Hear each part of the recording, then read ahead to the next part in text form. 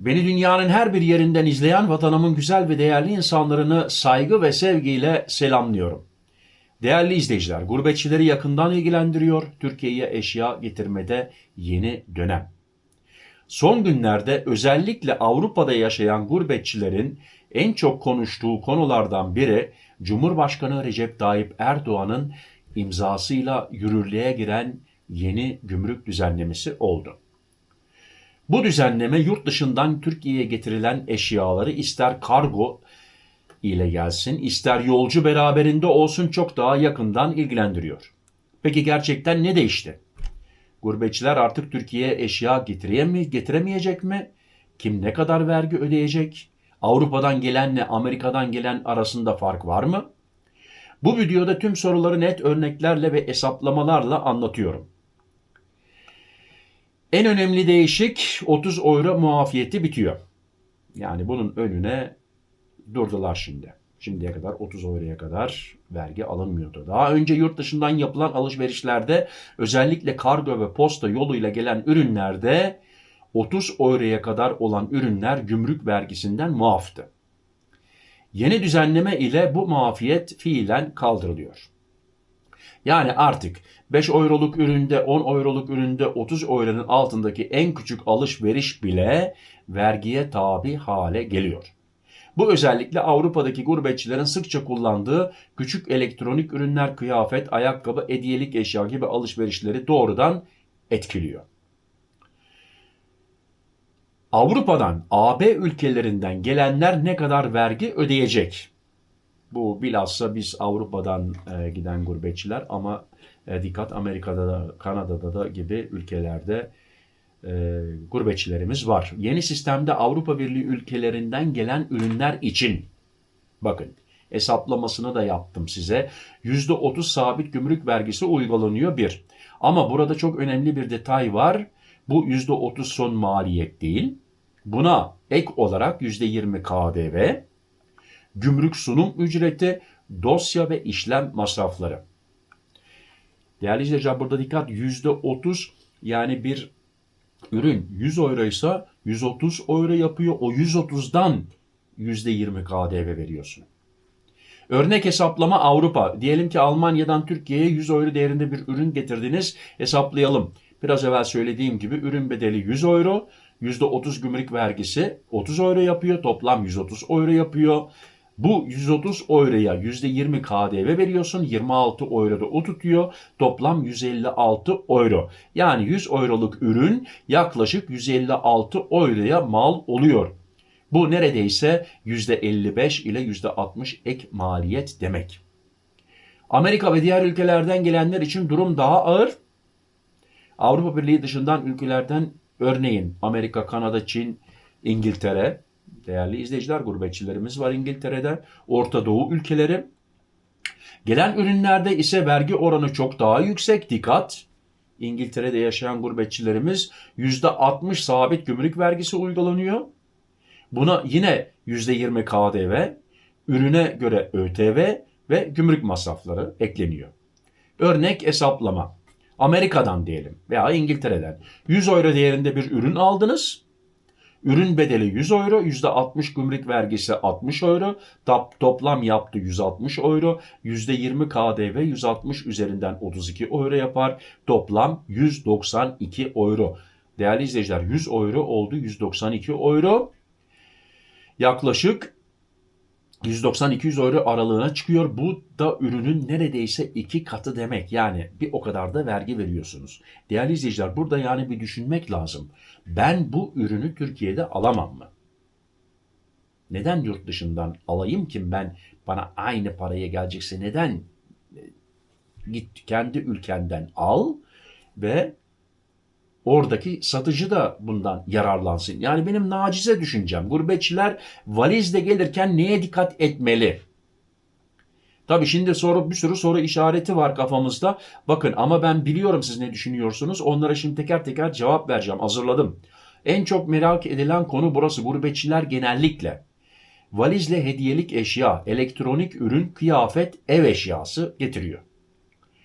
Burada önemli bir ayrım var.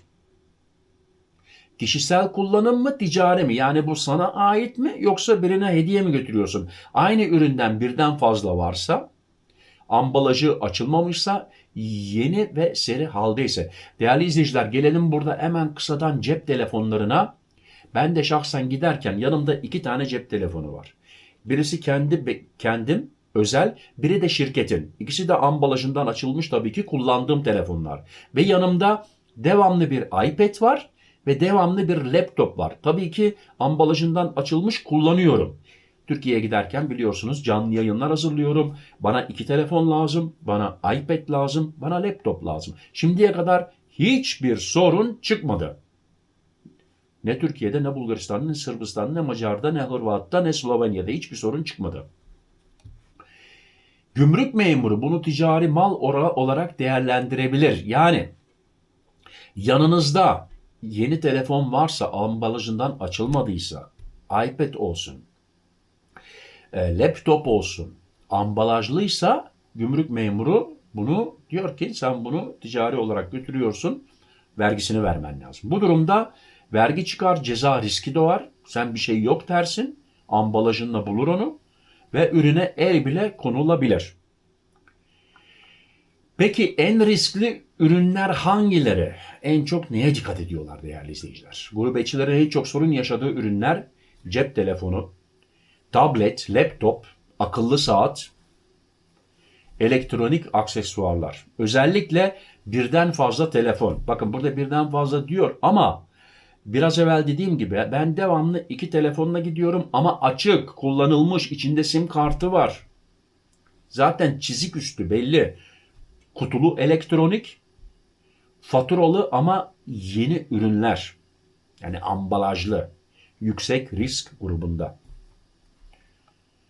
Özetle gurbetçi ne yapmalı Türkiye'ye gelmeden önce? Bakın değerli izleyiciler, belki şimdi bir soru gelecek. Peki benim Almanya'da veya da herhangi bir yerde 1 seneden beri kullandığım kahve makinesi var. Ben bunu Türkiye'ye götürmek istiyorum. Götürün. Ve sınırda beyan edin. Deyin ki memur bey biz bunu 1 sene kullandık, Türkiye'ye götürüyoruz. Orada karar veriyorlar. Belki biraz vergi vermen gerekir. Belki vermemen, bir şey diyemem. Beyan edin yalnız. Söyleyin. Söylemezseniz, yakalanırsanız cezası var. Türkiye'ye gelmeden önce, özetle gurbetçi ne yapmalı? Türkiye'ye gelmeden önce aynı üründen fazla getirmemeli.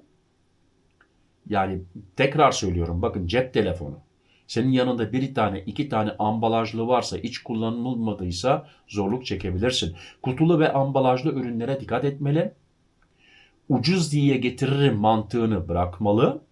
Özellikle elektronik ürünlerde 2 kez düşünmeli. Kargo ile gönderilen her ürünün artık vergili olduğunu bilmeli. Değerli izleyiciler, tekrar bir şeye değinmek istiyorum. Türkiye'de alırsanız bir elektronik eşyayı, orada garantiniz de var.